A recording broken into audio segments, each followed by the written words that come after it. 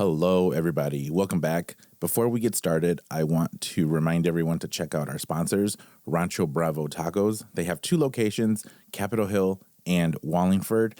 The Capitol Hill location has a drive-through, so it makes it super convenient to pick something up before you go home, before you go to a gathering, a party, pick some tamales up, be the hit of the party and take some Rancho Bravo tacos. And then also the Sneakers Friend. The Sneakers Friend is a sneaker cleaner kit that will help you extend the life of your shoes. So if you have a particular pair of shoes that you really love and possibly can't get anymore, keep them looking good. Clean them. Clean the soles, clean the sides of them. Keep them looking good, and the Sneakers Friend will help you do that. Or if you're a sneakerhead and you have to clean your shoe after every time you wear it, the Sneakers Friend. Keep them looking good.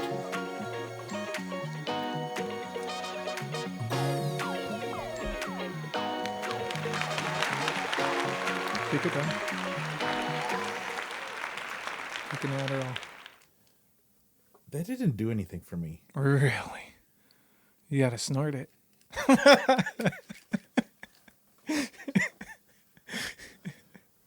So you don't hang out with recovering addicts. Tell you how to use your drugs.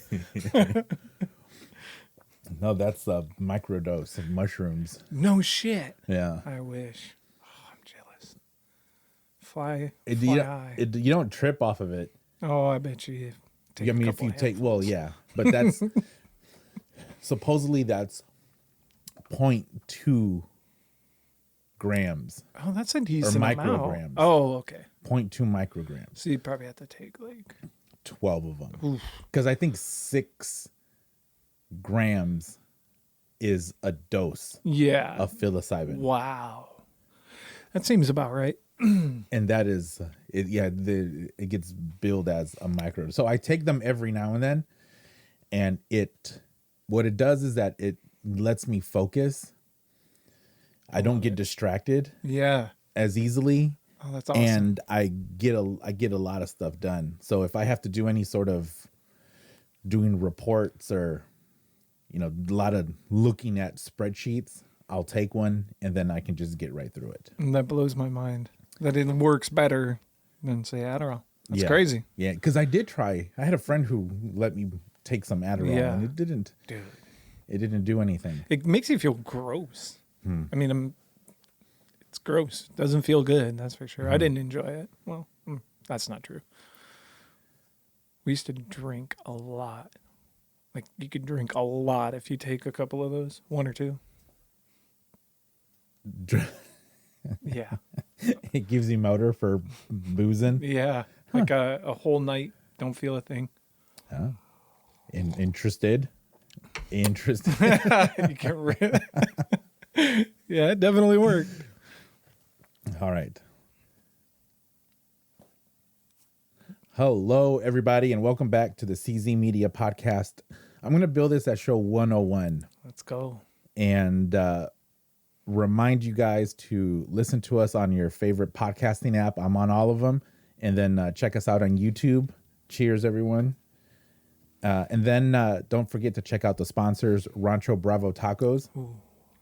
Still with Rancho Bravo. They're good supporter of the show.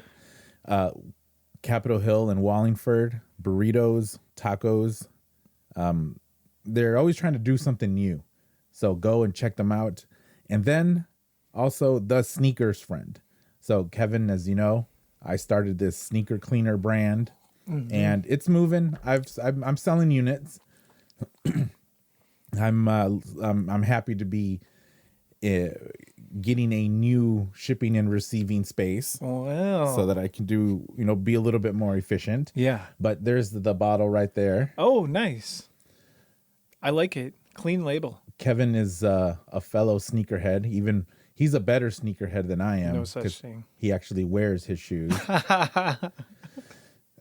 So Kevin, just to let you know, I tested and collaborated with 5 different manufacturers. Wow. And I did a bunch of testing. And then this formulation right here, I decided to go ahead and go with it because it turned my used pair of Travis High Jordan 1s from beat dirty to looking really good. Wow. This And- is an amazing presentation. You dig it? I think it's better than Jason Mark. I think it's better than Reshoevnator. I think the Sneakers Friend is the better looking of presentation. And if it can fix a pair of shoes that's beat, that's crazy. Yeah, with the suede on those, you got to be careful on what you use. And I made those look pretty good. Yeah. So what's the website? The website is thesneakersfriend.com. You can go on Instagram, look for The Sneakers Friend. On TikTok. You can buy right from Instagram or Facebook. I have the Instagram shop. I have a bunch of active discount codes. Oh. So go through. I'm pretty sure all of them are still active. So go through the timeline there. If you see a discount code, use it. You can pick some up. I ship quick. It comes with the brush. It comes with the medium bristle brush. Yeah. I didn't want to go with the super hard one because that's too hard, and then the soft one doesn't really do much. Doesn't clean. And then, as you know, I'm just starting out, and we should probably, if you want to know about it, we can talk about this a little bit later. But was mostly a photographer / marketing helper in 2019 and 2020, and was severely affected by the shutdown, by COVID shutdown. So last year, a little bit over a year ago, Comcast partnered up with this business coaching business called Eureka, and they gave $12 million in grants to 60 businesses in the Puget Sound area. No way. So my wife sent me this link, and she goes, fill out this information. So it was a grant. And I had to fill out, what I did, how it affected me, what would I do with grant money, hardships, all that kind of stuff. Right. And then about, I don't know, a month ago, they messaged me, and I was a recipient of this grant. What? Congratulations. So it was a $10,000 grant. Holy smokes. Congratulations. Well, thank you. Yeah. And I mean, I had this idea for the Sneakers Friend for a while. Yeah. But I mean, it's scary to put money into something. Yeah. And, especially that kind of money. It's, by this time I had done most of the testing. And when I got the grant, I froze. I went into the analysis. I went into the paralysis of analysis, and I actually didn't spend any of that grant money for months and months and months. I had mentioned this to a couple of my buddies, and one of my buddies goes, man, why are you scared? Yeah. And then I said, well, because once I placed that order for it's real. Right. And then the first thing he asked me was, do you believe in it? And I'm like, yeah. $2,000 shoes. Yeah. Well, I use this Turned it around. That's crazy. And then he goes, if you believe in it, start it. That's awesome. Buy it. And then I said, yeah, but once I do, and then it's real. And then I said the cliche thing, which is, what if it doesn't work? Right. To then, which he replied brilliantly, where he goes, if it doesn't work, it didn't work with someone else's money. Right. This isn't your money. Touche. It's like it should be okay. That's amazing. Because it's other people's money, and you gave it a shot. And I'm like, oh, okay, he's completely right. Like, why not fail? They but took then, of the course, risk. I'm trying not to think of it as I'm gonna fail, right? It's I've had it live, the product live for 6 weeks or so, kind of like a soft launch. I still haven't released that much content or videos, and I'm in the process of making all of that. And so far, the reviews are coming in for the people who have bought it. They're digging it. Love it. Let me ask you this. This is part of my spiel, is that it is not really it's not just for sneakerheads. Yeah. It's for individuals who want to prolong the life of their shoe. Right. So like my buddy he's not going to spend more than $50 on a pair of shoes. Right. Yeah. And he wants those $50 shoes to last as long as possible. 2 years, 3 years. So it's like this $25 investment will let him not have to spend another $50 for a really long time. Yeah. So that's an avenue that I'm going to take, that it's not just for sneakerheads. It's for people who just want to prolong the life of their shoes. That's really smart. So yeah. And so check them out, thesneakersfriend.com. You can buy online. You can buy through Instagram. I ship out quickly, and I have 3 more products in the works. I'm just waiting for a little bit of revenue to come back in, so that I can buy some inventory. No, that makes sense. But I want to turn this into not just like crease protectors or like I want to do like coffee. Thinking bigger outside of the box, like the sneakers friend tequila. Oh yes, because all sneakerheads like to drink, or at least 99% of them do. Like cool merch, like have like something cool. I like that. That is not just the sneakers friend. Yeah, I don't think that I would want a shirt that just says the sneakers friend. I think some people would. You think so? Oh, of course, yeah. Because what I'm going to do, and I've already reached out to, he's a artist in Mexico who does just fantastic lettering. Oh, okay. Like graffiti style. Yeah. And then I had him do TSF in just graffiti style, really cool. So I'm thinking about doing something like that. So it's the sneakers friend, but it's like total Cholo style too. Yeah. So there's a whole lot in the works, but one step at a time, I guess. Yeah, baby steps, and then sometimes you got to take those big steps. Yeah. Well, my gigantic step was just buying inventory. Yeah, getting your inventory. I think the presentation on that bottle is really, really good. Like, I think presentation is everything in that community. Like, if you're targeting the sneakerheads, like everybody has specific things they like. Yeah. And every single like sneakerhead needs a cleaner or something to clean their shoe. Yeah. It's, I think, a market that's not well taken advantage of. And I think it's You smart. don't think so? No, I don't. I think the competition really like lacks. I think there's those like 2-3 brands, top ones. Yeah. And I don't think they do a good job of like reaching out and connecting with the actual sneakerhead. I think they like will reach out to like certain individuals, and then they'll be like, hey, do our brand ambassador stuff for us. Right. I think there's a real disconnect. And maybe, I don't know if you've thought about it, but SneakerCon is coming next month. Yeah. Definitely not sure if they have like an exclusivity thing with that other one, but you know what? I don't know. I don't know if they do either. But Soulmates is going to be at SneakerCon. Yeah, I saw that. So that's awesome. I'm going to, and Paris mentioned it to put some out there. So we'll see. You know what? I'm glad you dig it, because this was not designed by committee. It was me just saying I need to get something and I want to do it quickly. I love it. So I made it super fast. And when I bought the labels, so I'm actually labeling these. Really? I have a labeler. I'm labeling them. Nice. I told the manufacturer that I wanted a black bottle with the black cap with the black top and a black brush. Oh, nice. So like I haven't seen anyone with black bristles and the black handle. Yeah. So I think that's a little different. That's very unique. I feel like that's kind of stuff that appeals to, that separates you from everybody else. Everybody else has a brown brush with like the normal color bristles. Yeah.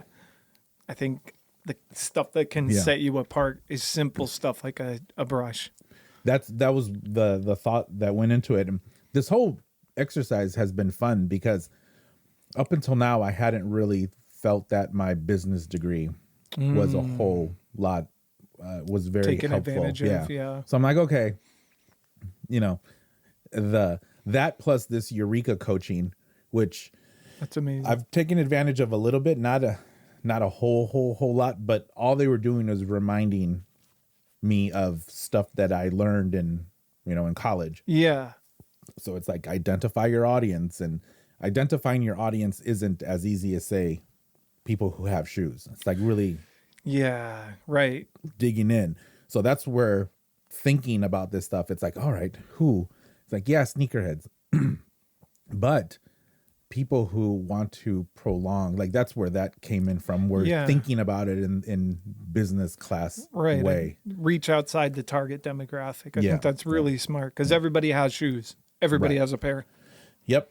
Literally. Yep. And just remembering when I was a kid and my mom not wanting me to buy buy me shoes. And then she would just throw my shoes in the washer. Yeah, I remember taking my toothbrush when I was a kid, and you were I was meticulous. Probably, yeah, still am. It's a problem. That's funny. That's funny. All right, so yeah, that's enough of that because the Sneakers Friends not paying that much for sponsorship on this podcast. They're cheap.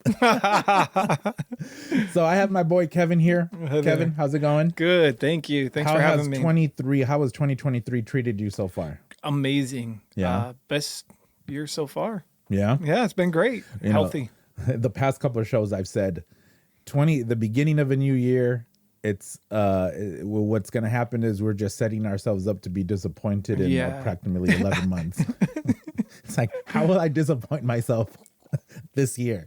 Yeah, definitely. I've been good. I've been walking a lot recently. I've been kicked Red Bull, so I tried to get a lot of sugar out of my diet because I've been a heavy sugar drinker for probably ever since COVID. Like I'd be stuck at home, bored, like losing energy, so I just started drinking Red Bull like a ridiculous amount. And man, sugar is horrible for you. It is terrible. I don't think a lot of people like grasp how. No. I saw those pictures. I don't know if you saw this recently of people in like the 60s and the 50s walking on the beach. All of them are cut. Yeah, they're all in shape. And now you go to the beach and you got guys like me, their belly hanging out. You're fine.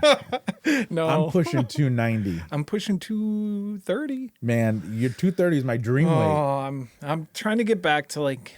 Realistically, I'd like to be down to like 190 or 195. Oh, I'd love to do cut that 30. so easy. Easy. Yeah, just especially now that I've cut sugar out. I mean, the amounts of sugar I was drinking. Yeah. I do put cream in my coffee in the morning, but I think it should be pretty easy to cut it, especially with walking and just cardio alone should help. So, when was this? 3 months ago, I started a bet with Big Mike. I'm not sure if you know Big Mike. Big Mike from the shop. I don't know if I know who he is. He's I insulted him. Oh no. Because he was wearing this Andy Warhol shirt. Love it. And I'm like, man, that's a pretty cool shirt. Sell it to me. And then he just looked at me and he goes, bro, there is no way this shirt is gonna fit you. I'm like, why? You're just as big as me. And then he got super offended. Oh Lord. Which I guess. I mean, he's a big guy. Yeah. And then he goes, there's no way. And then we started talking and they go, let's do a bet of who could lose the most weight. Oh, I love it. In 6 weeks. Okay. And I lost 29 pounds. Holy smokes. In 6 weeks. Good for you. That's not easy. I gained it all back. Well, but but that's the thing is that I went super hardcore and I was able to get I was consistent. Yeah. So no sugar, no grains. Wow. No boozing. Got rid of carbs. Yeah, got rid of carbs. Maybe I had 3 cheat meals in that 6-7 weeks. Maybe I drank 2 or 3 times. Good for you. Just a little bit, not a whole lot. And I was doing cardio every day. So it took me about a week to get my routine. Yeah. But once the routine kicked in, and then especially the last 2 weeks where I was doing 2 workouts a day. I was working out here at home in the morning for an hour. Yeah. And then in the evening, I would go and take boxing classes. Oh, man. And then I was wearing sauna suits, doing all of this. Yeah, that's And crazy. I was going to the sauna. And the day before we weighed in, I didn't eat or drink anything. So you cut a ton of water weight. And then that morning, I went and did an hour cardio with my sauna suit. So I was just super depleted. And I was messaging him. I'm like, hurry up and come so we can weigh in. Yeah. I didn't tell him that. It was like, just hurry up. But I needed to eat or drink. Yeah. Something. So I ended up losing 20 and he was so mad. You won. He didn't even come close. Yeah. And it was for $500. Oh, you win. You were smart. Hey, 500. But he was a little hurt about it. He goes, you're cheating. I was like, I'm not cheating. And then I have video of me dripping, releasing the sweat that was in my sauna suit. It was like a waterfall. Wow. Of all of the sweat that accumulated. That was and it's like I was doing this every day. That's crazy. That's the sober October mentality there. Man. That's wild. But now that was extreme. That was super extreme. Yeah, definitely. So I need to get half of that and then be able to keep it.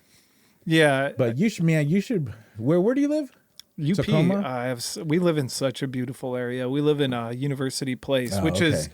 overlooking the sound. So we have the best spot to go walk every day if we want. We live that's right fantastic. Chambers Bay. There's Okay. like tons of walking areas in that area. That's a but golf course. yeah, isn't it? and the nice thing is it's like it's not an easy walk. It's a little challenging. Like there's really steep hills. So Yeah. it is an actual good cardio workout. Like if you do it, you get heavy breath and How often do you come up here? probably like 2-3 times a week. I hate driving up here because the traffic obviously is terrible. But I come up to Seattle at least like 2 to 3 times a week, just depending on if there's releases or if someone tells me something dropped. But now that Nike is gone in Seattle, I don't know that I'll be up nearly as much. I was gonna propose if you came up here. Oh man, Let's go to the gym. Kelly's been trying to motivate me to go to the gym, and both of us are insecure for some reason. I don't know, just something real about us. We both have insecurities. Have you ever lifted? I used to, yeah. Yeah. I obviously been blessed with the same genes, similar genetics to you, just bigger upper bodies Yeah. where you look like you're yoked and you hit the gym every day, but we don't. No. Haven't hit the gym since probably like, I'd say 15 years, but I still like to play basketball. Like a couple of the younger sneakerhead guys that I do lineups with, they got me to go out and play basketball. And that's when I realized that I need to get back into shape. Yeah. Because we were playing to 10 and I was playing with some guys that are probably like 20, 21, and here I am 38 years old and I was winded, heavy wind. Like I was sucking air and I was stealing all the air of all West Seattle that day. But I remember just like we had to stop every like 2 or 3 points because another kid, one of the younger guys, was in as awful shape as I am. So fortunately we were able to stop and take rests. That's funny. Yeah. What I would do in those situations is shoot, but then miss badly so that it bounces over the far. fence. Yeah. So then it takes someone, make them 45 run and go seconds get to it. it. Yeah. Fortunately, they realized and saw how in desperate need of air I was. So, but yeah, I mean, it's funny because that motivated me to like look at everything and say, hey, you need to like kind of fix some things. Yeah. Like it made me really conscious of my health. Excuse me. And I know like both of my parents had strokes in the last like 3 or 4 years. Oh. And then Kelly's mom had a stroke in the past. So I'm like been really conscious. Like, Yeah, because it's right. weird. It's right there. Yeah, it's weird as I get older, like I'm starting to recognize it because back in the day, Yeah. Especially if you go to the doctor, they'll say, "Oh, do you have a family history of heart attack everything, or stroke?" Yeah, cancer, heart attacks, strokes, all of it. I just had a physical last week, Lord. and that was the first thing he asked me was, "Do you have a family history of heart issues?" And I'm like, man, first of all, I'm Mexican. Every Mexican has high blood pressure. Carne asada, man. It's like, yes, there's diabetes, there's everything in there. And then, then he goes, well, even more so that you need to start paying attention to this. Yeah, I feel like I see that's something I need to do as well. Is I need to go see a doctor because my hearing's been bad for probably 5-6 years from. It's tough to hear. Like, we'll have the TV or the music on in the car, and Kelly's like, it's way too loud. I'm like, wait a second, what? I can barely hear it. I mean, it might be a little weird to think I might need hearing aids, but man, they're so tiny now. Yeah, I don't think you can even notice. And they have it now that you just control it with your phone. So like, it's not as intrusive as it used to be. Yeah, I remember the ones my grandpa had with like big old whistle and do had weird an antenna stuff. that stuck out. Like the old radios. Yeah. No, go. I mean, I have a buddy he's not that much older than me, but it's like, go. Yeah. Because as men, after 40, well, actually after 35, everything just starts to break. Go wrong. Yeah. Like everything starts to just mess from testosterone levels to thyroid function. It just goes. And then you want to blame how you feel on just getting older. Yeah. But that's not realistic. That's not the way to go. It's right. like a lot of these things can be fixed. Yeah, it's crazy. There's a solution to it. It's like, why would you not want to feel better? Man, I feel like I really being conscious of it now. It makes me like almost paranoid. I hate to say it, but I feel like the one proactive thing I can do is exercise and stuff. So Yeah.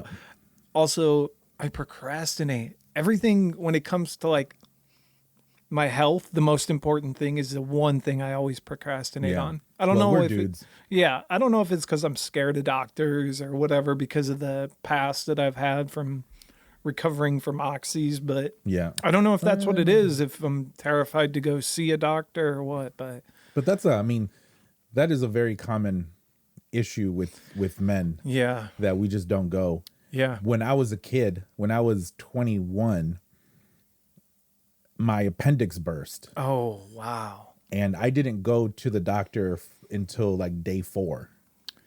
And at the time, Just about to die. the woman that I was with, she was begging me to go to the doctor.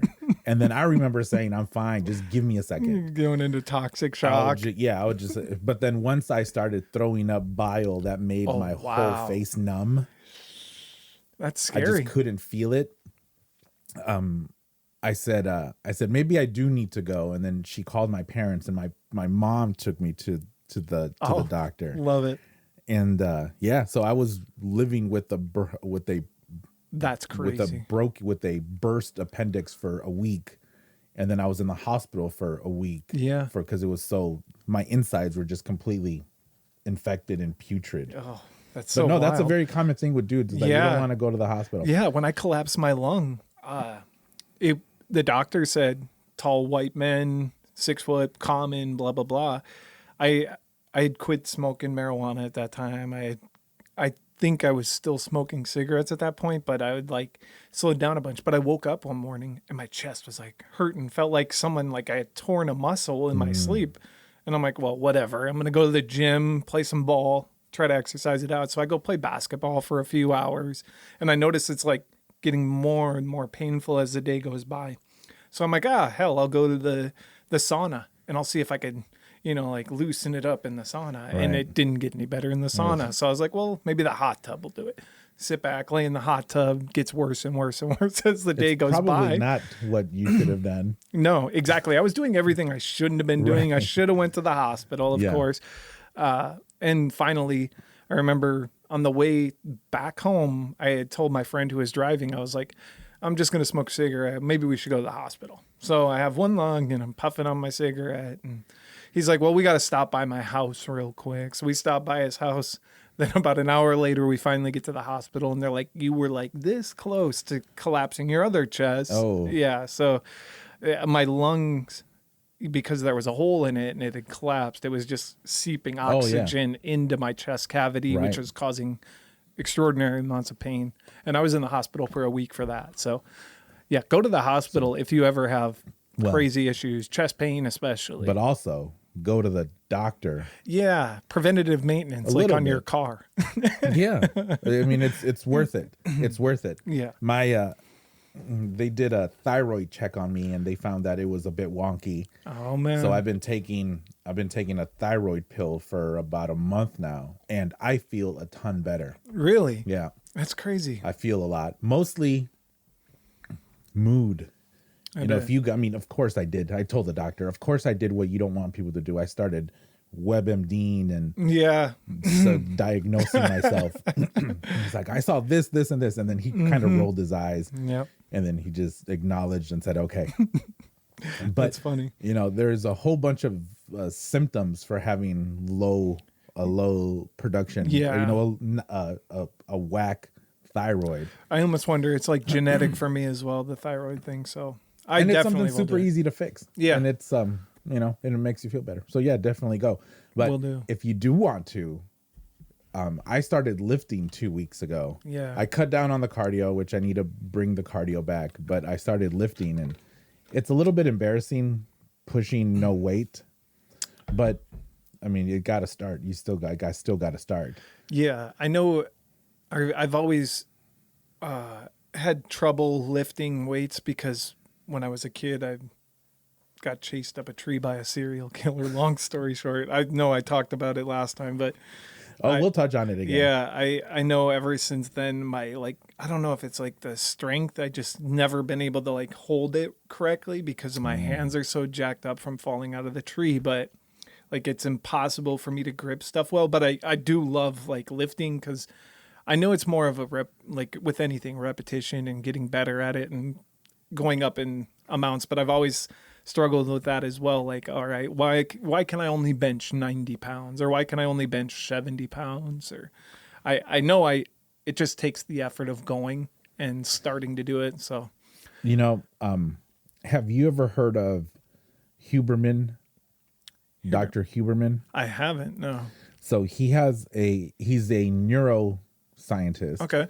And he has a podcast called Huberman's Lab. And it is really fascinating. And I was listening to something he was talking about yesterday about rewarding yourself. Yeah. And based off what we were just saying is that the motivation to keep on going. Yeah. What he was saying and what they have done studies on is when you do something with a reward at the end.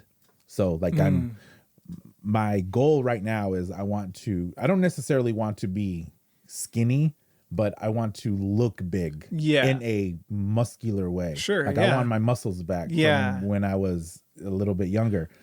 But my goal is for a trip to Mexico we're doing in May. Okay. I'm going to officiate the wedding of a couple of our friends. And you want to look like Jason Momoa with and your I want to shirt look off. like Jason Momoa. I want all eyes on me. Yes, sir.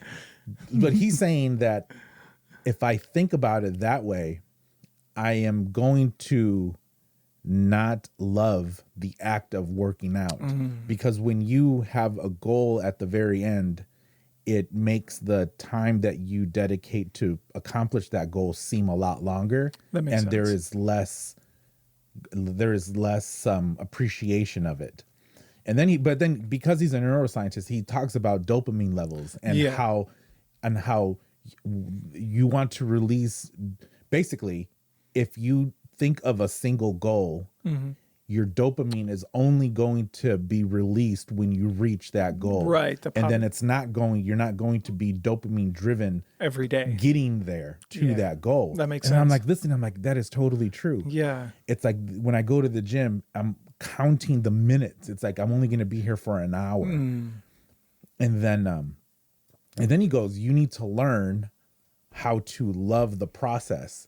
You need to learn how to have the workout session be the goal so that you are dopamine driven at those smaller times. Yeah. And then be not so goal oriented. driven. Yeah, that makes sense. And it's like, man, that did made a total sense. So it's like, and I've been into bodybuilding forever. Yeah. And that's how these dudes think. Like these dudes think, I'm going to work out and I'm going to love the pain. Right. They're driven off of the pain of lifting. Lance Armstrong, big Lance fan, he talks about how he loved the pain of climbing mountains on his bike. Yeah, that'd be crazy. Boxers, you love the pain of training. Right. And the reward is, a payday or a fight. Right. But those are only, let's just say for bodybuilders. My Mr. Olympia. It's only one guy. It's one show a year. Yeah. So that can't be your end dopamine goal. release. Right. It has to be, so I'm going to try to do that. Yeah. Think of it in that way. I like that. I like it a lot. Kelly's always been really disciplined when it comes to that. One of the few things she is disciplined about. But she's really good about she motivates herself every day. She's like, oh, I got to go on a walk today. And I'm like, yeah. Oh, my back's hurting today. Sneaker drop this day. I always motivate myself to get out of it. But lately I've looked at it as if she's willing to go on a walk with me, we can spend time together and enjoy and I actually have enjoyed the pain of getting back into it too. Right. I know I'd be sore. My legs would hurt. Yep. I'd have Those are blisters all badges over of my honor, the soreness. blisters all over my feet. Yeah. Well, you But- can't be walking around and No, I was walking Travis around in Air fragments. Max 90s, like a beat up pair that I had treadmilled. I am good about that, but see, I was doing the same thing you were. Like, I had my pot at the end of the rainbow, and I was Yep. just going to the end of the rainbow. Be Right. ready for California, so you can have your shirt off in California. yeah. And I probably dropped like 20 pounds, and this was 2021. But I remember I had bought that specific pair of shoes for that, like getting myself back into shape in 2021. And now I'm like, this pair of shoes sucks. I don't know how I did this. Like, they hurt my feet every time I wear them. Like, yeah, I'm gonna have to get new ones. Time to get new ones. Yeah, and sell them with clean up the old ones with some sneakers. Frames. There you go. There you go. There you go. Yeah. So that's do you ever listen to David Goggins? I do. I like him a that lot. guy. He annoyed the heck out of me at first, but now just listening, Smart. it just makes total sense. Yeah. It's I was listening to him talk about his morning routine, and he goes, I wake up about 5 and I go for a run Yeah. because I hate running. I do not like it. Yeah. So I want to get it done as quickly as possible. Yeah. Move on with my day. And then move on. Yeah, it's crazy that that's his motivation and how he sees it. And that's the way Kelly is. Like, she'll shower, then go for her 7-8 mile walk or whatever it is.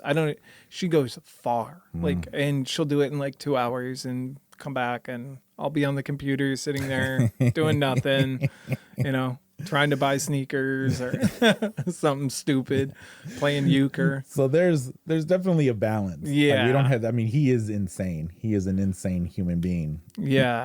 And you know who Cameron Haynes is, right?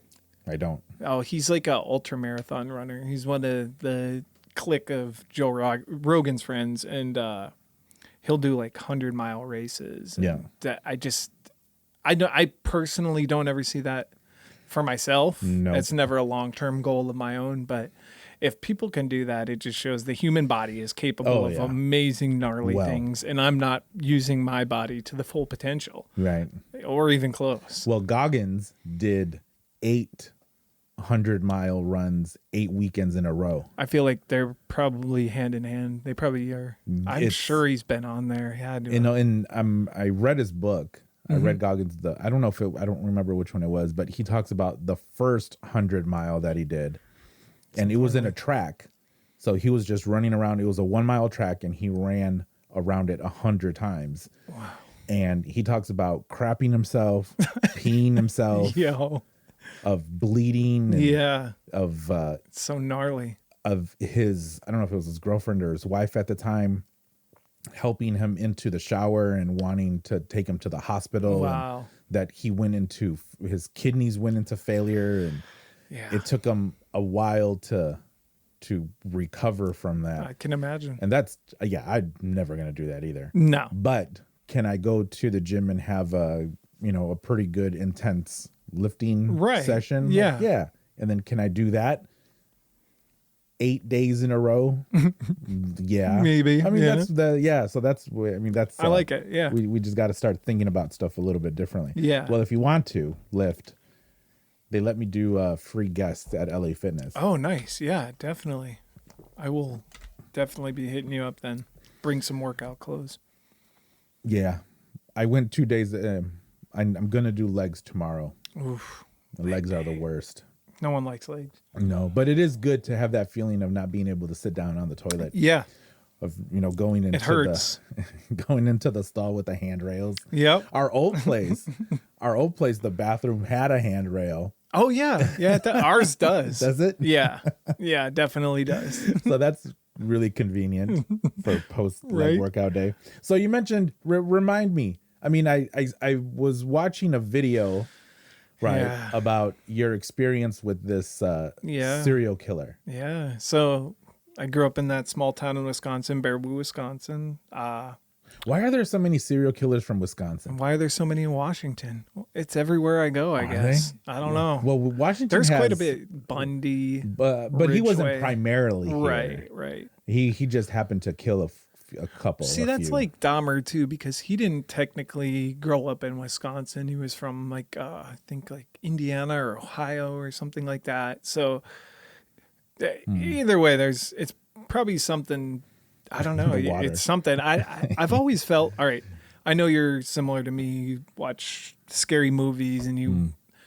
I think it might be like a dark energy. Like honestly, I believe like that kind of stuff. Like whether it be like stars or whatever.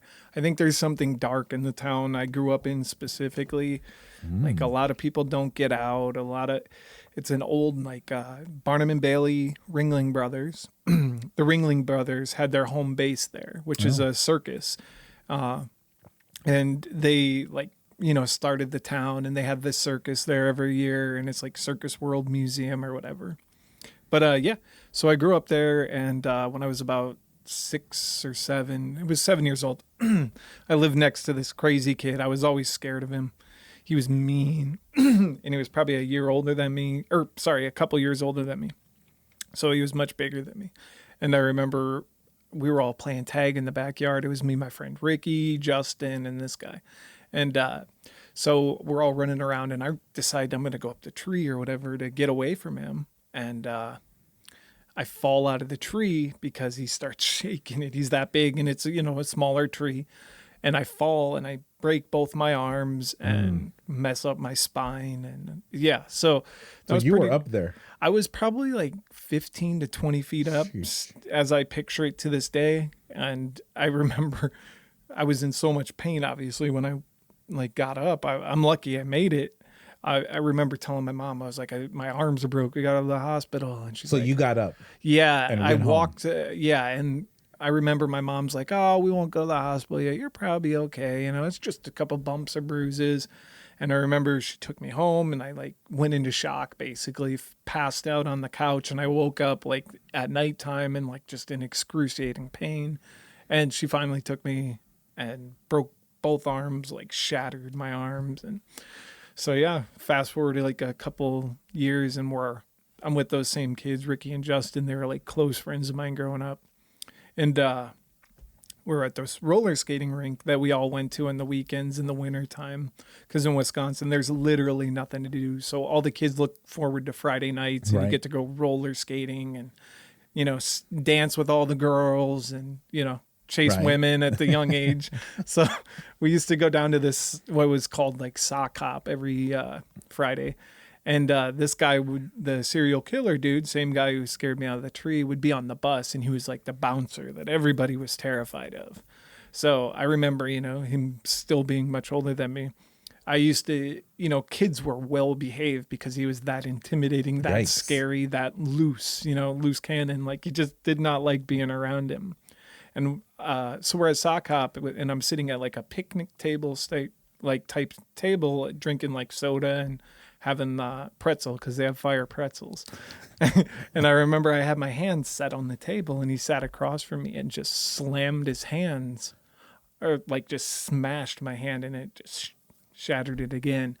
So yeah. You're just there minding your own business. Yeah, just sitting there chilling. Nothing. So he obviously remembered you. He did not like me. Just could not stand me. And what was his name? Joe Clark. Joe Clark. Yeah. And how old was he? I'd say he was probably like 5-6 years older than me. Maybe more, maybe plus or minus. I think he was probably 2 or 3 years older than my sister, so that would make sense. About 5-6 years older than me. And then I was literally like 10 years old, 11 max, because I was trying to do the math, and I think I'd be like 11 or 12 because I was in like 5th or 6th grade. Okay, so he's like a 16, 17-year-old kid. Scumbag, yeah. So this was, and where did he live in relation to you? Oh Lord, so. He used to be close neighbors to us when we lived in this area, where I fell out of the tree. We move, go down the road, and he ends up being like he's probably like 10 minutes, maybe at max from us, because we live out in the country now. And did he hang out with this other group of friends that you had? Yes, that's the worst. So I was always not a fan of his, and he was always around. Like one of my friends was like, they were like mutual friends, so he would always come around. But yeah, so he ended up busting up my hand that time. What did your friend say when he Dude, I don't knocked you down from the tree? I don't remember. I was like that day, and it was so like it. I don't know. Like I don't really remember it that well. Right. I don't know if it's from the trauma from it or what, but like all I remember is looking down at him, just scared, nowhere to go other than fall like an idiot. It seems like your friends would have been a little angry that he knocked you down from a tree. He was that intimidating that no one said anything. Yeah, he was scary. Like the whole time, like he was a bully and he was scary, and his his MO and his thing was he liked the feeling of breaking bones, and he liked the sounds of breaking bones, and that was his like whole gross thing, whatever it was. So then you I'm assuming you had casts on. Yeah, so I had for the whole summer. It was like the beginning of the summer, and it was like one of the first or second day of summer, and the rest of the summer had casts on. And I remember we'd go camping and I'd have to have my hands in garbage bags. Yeah. So I could go swimming and stuff. So you had casts. So then you healed. Yeah. The casts were off. And then that fall, is when I ran into him again at the sock hop. And then he just comes and just pounds. Yeah. Pounds on your hand. For no reason at all. Just walked up to me, sat right across from me. And I was sitting with my friend Ricky and Justin. And he just sat right across from me and just boom, smashed it. And then what happened then? I remember I had to call my mom, come get me. And we went to the hospital.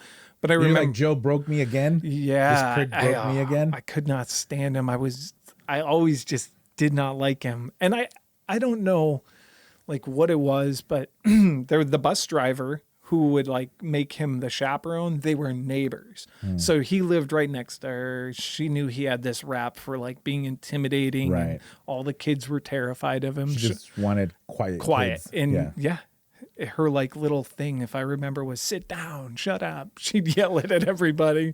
And turns out she ended up being this sweet lady once you get to know her. Like she was. It must be stressful to be a bus driver. Oh my God. That's a lot of responsibility. And you've got all those little bratty kids running around the bus, cussing, testing you every day. So he broke your hand again. Yeah. And then like when you go to the hospital, did they ask who did this? Right. But it's small town Wisconsin. They don't. And the thing is so I don't go to the hospital in my hometown. We actually travel to a different one because the doctors in Podunk, Baraboo, Wisconsin are just, they're short bus. So we go to the university hospital, and that's where my like primary care was when I was a kid. So I went to UW-Madison to get my cast and all that, and to remove them and stuff. So I don't think because the connection was so far away, they're like, oh, I mean, it seems like they would have inquired. Yeah, even like wanting to look at your parents weird, saying, "Is they're there like, any sort what of did you abuse do to going your on?" kid? Yeah, why do you keep throwing him down the stairs? But yeah, I guess they just look past it, like, and it is the 90s. It's not, and it's boys will be boys, right? Too. Like, that's what boys are supposed to do. They're supposed to go out and play, toughen them up, and he's gonna get a black eye, and So then. Okay, he breaks you again. Yeah. And around this time is when the first kid goes missing in our hometown. So he's 17. So when Joe is probably 16 at the time, around this time. So he had he killed someone when he was 16? Yeah. So he would have been 16, I think. He had to have been 16 when he had his first victim. And what did he... Maybe even younger.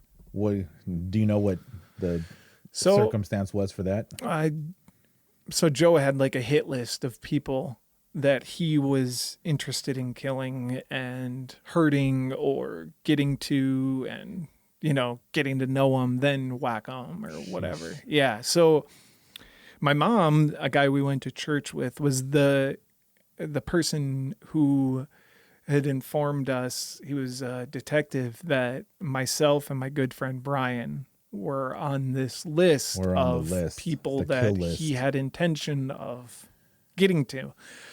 So obviously, but so the summer, I think it was 1992, and which I guess I would have been 9 or 10 at this point.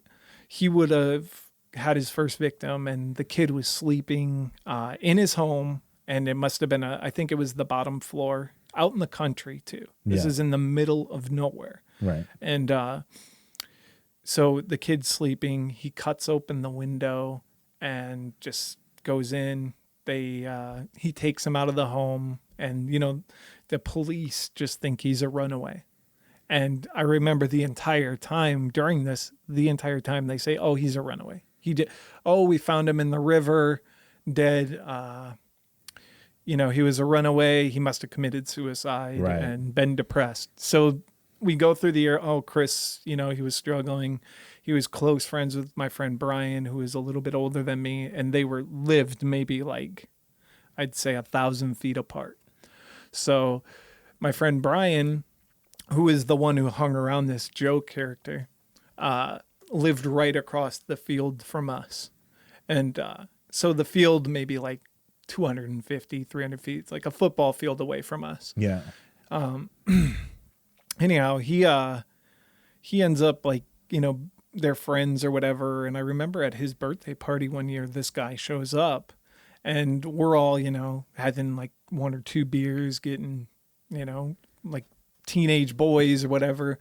And I remember just that night just being so scared of him being at the place I was. And this is Joe. Yeah, Joe shows up, and I'm like, oh, bad vibes. I'm scared of him. He broke my hand. He scared me out of a tree and made me break my arms.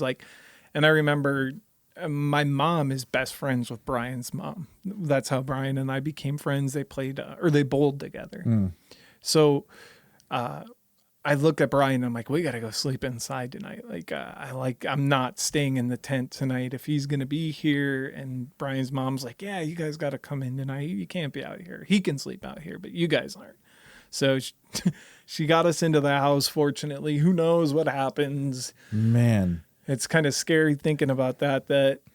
And you're saying that his MO was loved the sound of breaking bones. And then his weird thing is apparently he had he would bring his victim back to his house, and his parents, we were trying to figure this out yesterday. His parents must not have been around. I don't know where the fuck they were. Yeah. But he would bring his victims upstairs and then just go to town on them, breaking their bones, breaking their legs, jumping on their legs to break them. And it's brutal. And So then he would break his victim's bones in his room. Yep. And then carry them. So he would break their bones, leave them in the bedroom, thinking their legs are broke, they can't go anywhere. But then he also had he would try to befriend and tell them stuff and talk to them, and he had these perfectly pristine, clean socks that he would use to bandage up his victims. So he would take these clean socks for some reason, and he had a drawer full of them apparently, and he would gently fix it or whatever in his mind, and then he'd fuck them up some more. Just go back to town, fix it, and then in his mind he thinks he's fixing them, but then immediately just go back to town. And so would they die in his room? Yeah, I think Chris, because his second victim said that he had supposedly killed someone besides Chris. And Chris was the one in 1992 that went missing. And then in 1993, I remember we were at the swimming pool. It was July, maybe late June. It had to have been July, early July. And I remember we were at the swimming pool with my mom and my brothers and my sister. And I remember my mom terrified. She's like, another kid went missing today. And I'm like, what do you mean? We live in a town of 9,000 people. How are people going missing? What are we talking about here? So The kid went missing middle of the night, same MO, same story. This time, this kid lives maybe like 1,000 feet from Joe. Super close, like right next to him. He's sleeping in the middle of the night. His parents leave the house unlocked because it's rural farmland, Wisconsin. Nothing crazy ever happened. So apparently they knew immediately apparently that he was gone, but the cops, again, it's the week of the fair, and every year everybody looks forward to the fair because it's like one thing to do there. Right. The Sauk County Fair every year. So he goes missing in the middle of the night, and the kid, he's sleeping. He picks him up, carries him out of the house, whatever. And the kid's like confused because he had just moved to Baraboo like a couple months before, just started school there, didn't really know anyone. And Joe was like, hey, come to my place. We're having a party. You know, I thought you were cool. So he gets him back to his house, which is right around the corner, and gets him upstairs and goes back to town. And this kid, fortunately, had a story to tell everybody, and that's like the story that I sent you. Apparently there was victims before besides Chris that no one knows about who they are, but there's documented that they don't know who it was. How many are attributed to him? 2 total, which thank God Thad was it's crazy that this kid got away because he was tiny. I mean, he's no bigger than, it's still to this day, he's one of the smallest people you'll meet. Like, he's short. He's maybe the height of a 12-year-old. It's crazy how small he is just naturally, his genetics. Yeah. He just was a shorter guy. So he's in jail? Joe? Yeah. No, Joe is a monster. He's much bigger, but he's in prison for life because Thad fortunately got away, which is the craziest story. He did his thing on him for nights on nights. And this guy was so bold that he'd bring like his girlfriend to the house, have her downstairs, make out with her. And Thad would be upstairs, just broken legs. And he had, so one night Joe leaves and Thad, because he has broken legs, he's upstairs. He throws himself down the stairs to like try to get to the phone because he saw a phone. And so he gets to the phone, and as he's getting to the phone, the door opens and Joe's there with his girlfriend. Oh. And so he has to stay quiet and silent and hide. So he's hiding there, and the girl leaves, and unfortunately he has to endure even worse punishment. And he's told them, like, if you do this again, I'm going to snap your neck and you're going to be in the river like Chris. Oh. And yeah, so man, it's dark. And Wisconsin. So yeah, Thad escaped though. Thank God. He locked him in the closet after that, after doing and Thad broke down the door, got out, and fortunately made it to the same phone and called and got out. But they said, about 2 hours from death because he had such bad hematomas from all of the injuries to his legs, and he still has surgeries to this day, the poor kid. And this guy killed 2 kids. Yeah. When he was 16, 17. Yeah. Isn't that crazy? And how did they end up catching him? Thad got away. He got away and made it. He threw himself. He had locked in a closet, and the house was filthy, just dirty crap everywhere, apparently.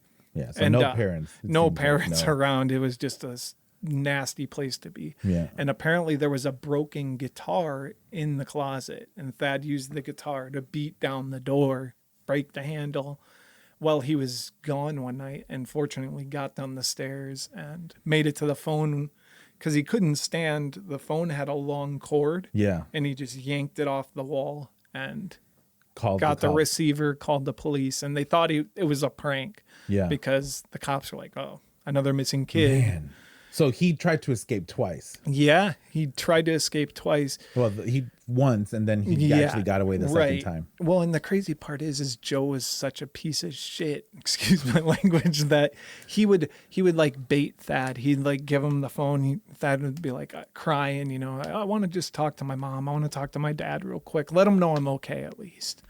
And let him know I'm thinking of them.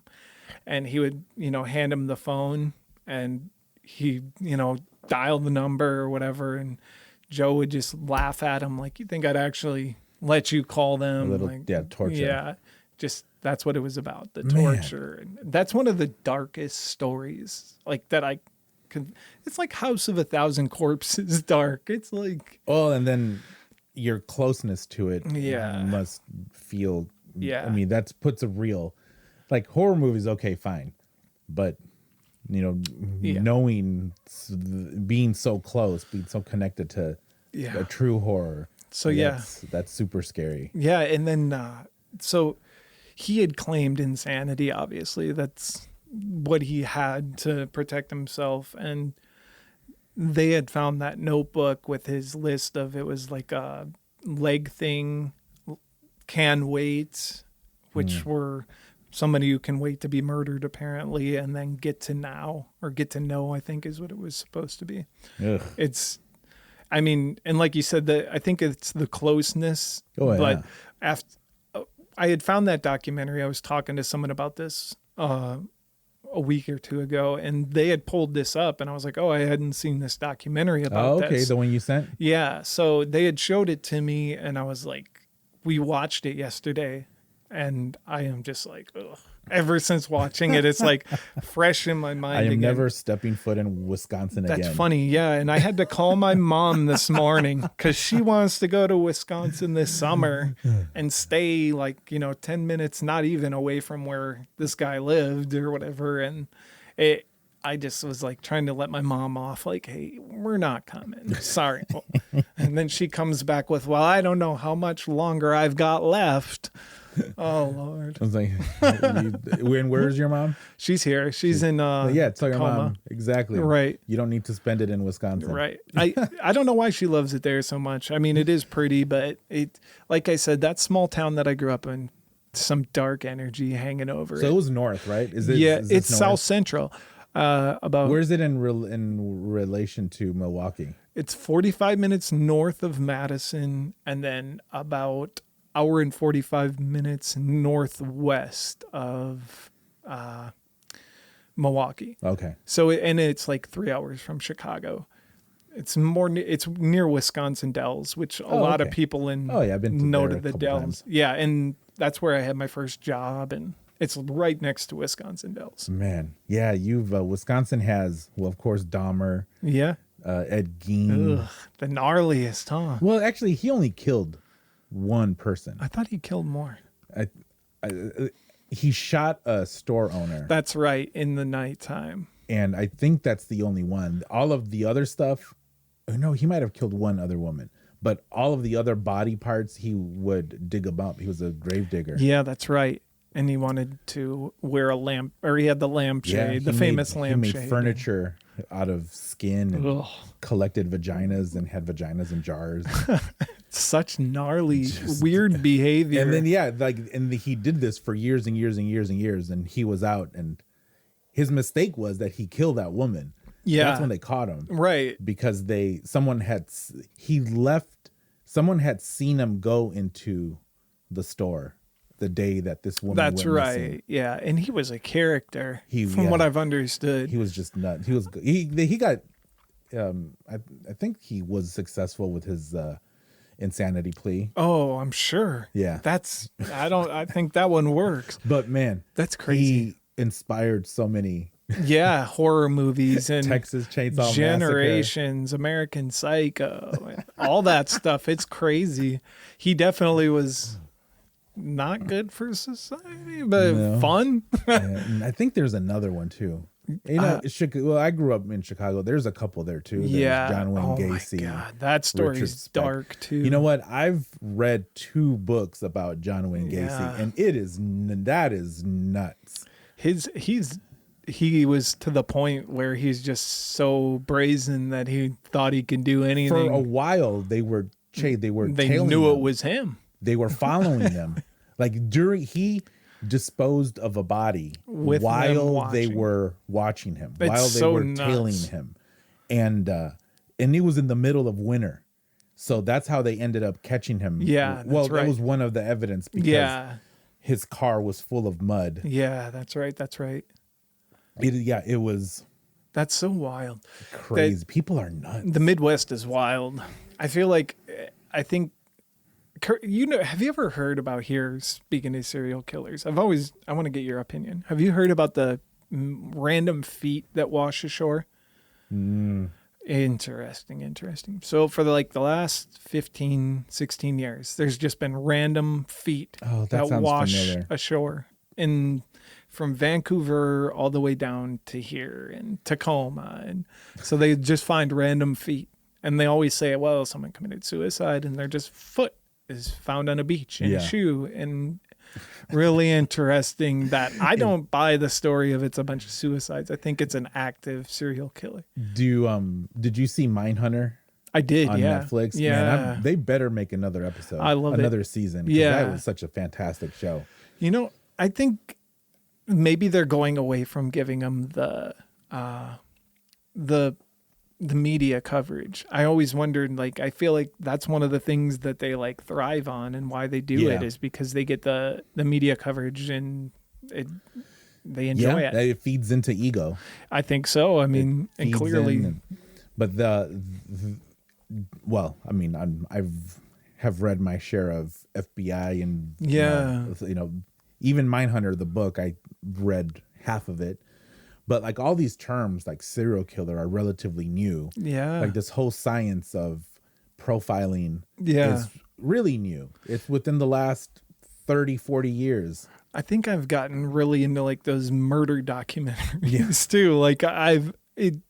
I don't think in the 90s it was even Unsolved Mysteries was a thing. Yeah. And there was America's Most Wanted, but they didn't go into the graphic detail that you get on these shows nowadays. There's the new season of Unsolved Mysteries. Yeah, I saw that with what's his name, Dennis Farina or something like that. No, there's even a newer one. Oh, really? Yeah, there's even a newer because Dennis Farina died a while ago. I didn't know that. But yeah, on Netflix there was. I think there's only one season. It might have not been. Maybe I well watched received. it. Kelly loves it. Forensic Files and Yeah, I love Unsolved watching all Mystery. of those too. Yeah. You know what? I there's so many. So the true crime podcasts are really good too. I listen to a lot of that conspiracy podcast. A lot of it. I think both of us are addicted to it. It's crazy.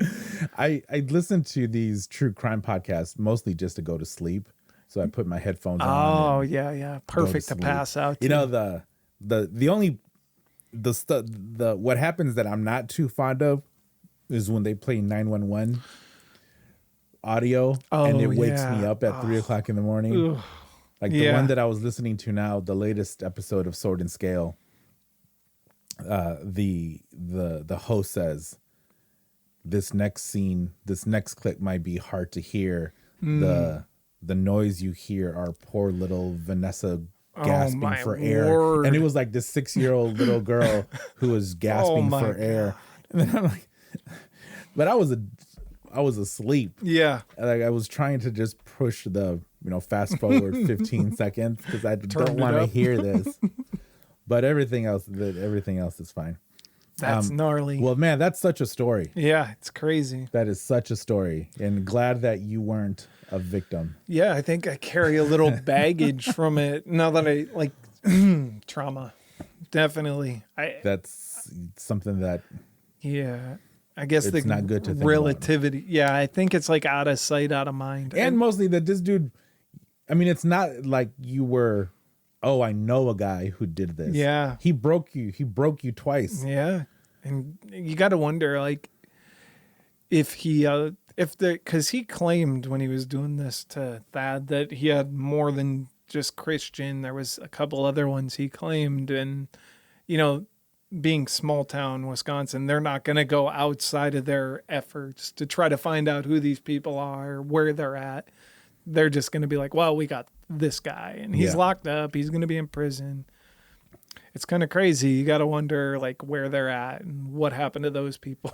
Like, and it's even scarier that that's a 15 or 16-year-old kid that's willing to do that to someone. It's like it's not going to get any better. No. And we say the kids these days are mad.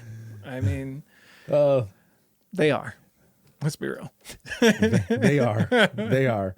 But the joy of hearing breaking bones, he should be in an Hall institution. of Fame. Yeah. I mean, he should have been caught earlier, so without a victim, and then be in an institution. I feel like just the lazy cop mentality of, oh, well, he ran away. It's summertime. It's Wisconsin. All the kids want to go hang out with their friends and drink beer during the summer. Yeah, I was talking with Lori about that. What happened? Uh-oh. When did it stop? Oh, no. It happens. All right. Man, yeah, that's such a... All right, let me just restart that. Jeez, I have no idea where that started. Weirdness. All right. Well, Kevin, thank you so much. Mm-hmm. It was great hearing about I think you went into it in way further detail this time than you did last time. Yeah, because I don't remember a whole lot of those details. Yeah, we didn't really go into it. We kind of skipped past that part for a reason. Well, I'm glad that you were willing to open up and share those. My pleasure. Yeah, the fact that this isn't just someone that you knew who did, or like someone that you knew that they knew that did this. It's like this person did actual damage to you. Yeah.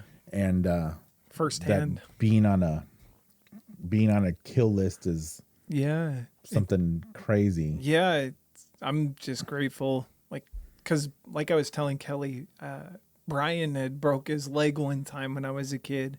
And it was just fluke. He was on his dad's trailer and he just fell off and he broke his leg. And I remember as a kid, I started crying because my friend got hurt and I felt so bad for him. I can't imagine if something awful would have happened to him.